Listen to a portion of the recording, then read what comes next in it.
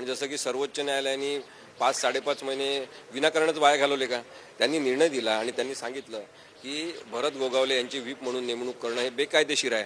हे जर एकदा सुप्रीम कोर्टाने सांगितलं, सुप्रीम कोर्टाने सांगितलं की एकनाथ शिंदे यांना लीडर म्हणून मान्यता देणं, गटनेता म्हणून मान्यता देणं बेकायदेशीर आहे असं सर्वोच्च न्यायालयाने सांगितलं, तर मग ते सगळे त्यांचे फाइंडिंग सगळे आपण बाजूला ठेवायचे आणि नवीनच काहीतरी काढायचं, हा सुप्रीम कोर्टाचा अपमान आहे.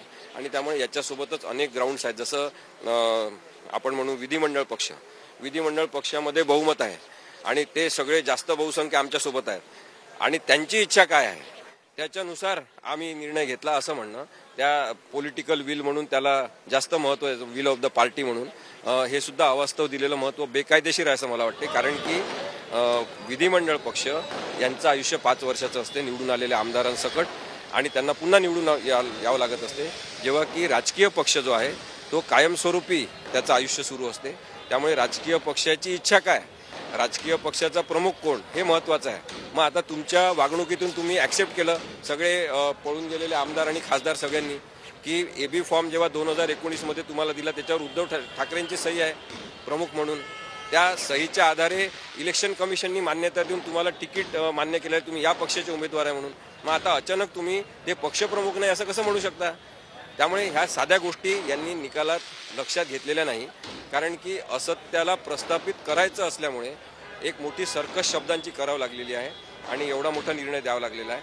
जेव्हा की 21A 10व्या शेड्यूलचं 21B याच्यामध्ये स्वतःच्या कंडक्टनुसार पक्ष सोडणे यासाठी हे अपात्र आहेत आणि व्हीपचा अनादर करणे याच्यासाठी सुद्धा हे अपात्र आहेत असं माझं स्पष्ट म्हणणं आहे.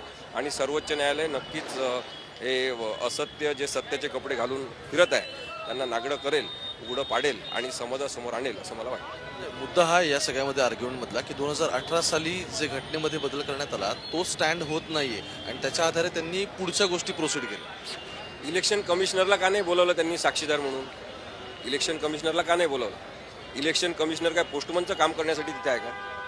पोस्टमन सर्व्हिस नाही आहे इलेक्शन कमिशन ऑफ इंडिया.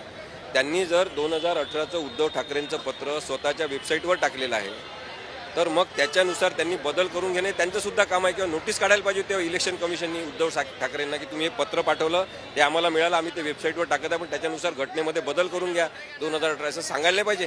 त्यांनी गंमत बघत बसायची आहे का? त्याच्यामुळे मला वाटते इलेक्शन कमिशनची सुद्धा चूक आहे आणि इलेक्शन कमिशन बघायची भूमिका जे घेत आहे त्याच्याऐवजी त्यांची मॉनिटरिंगची जी भूमिका आहे की सगळ्या राजकीय पक्षांवर लक्ष ठेवणं, त्यांच्या ज्या बेकायदेशीरता असेल त्याच्यावर त्रुटी भरून काढणं. आता समजा याच्यामध्ये 2018मध्ये अमेंडमेंट नाही झाली असं थोड्या वेळासाठी समजू, तरी ती इर्रेग्युलॅरिटी आहे, अनियमितता आहे. प्रत्येक अनियमितता ही बेकायदेशीरता नसते आणि त्याच्यामुळे 2019मध्ये उद्धव साहेबांनी AB फॉर्मवर सह्या केल्या, त्या स्वीकारलेल्या त्याच इलेक्शन कमिशननी. म्हणजे तुम्ही त्यांना पक्षप्रमुख म्हणून एकीकडे मान्यता देता इलेक्शन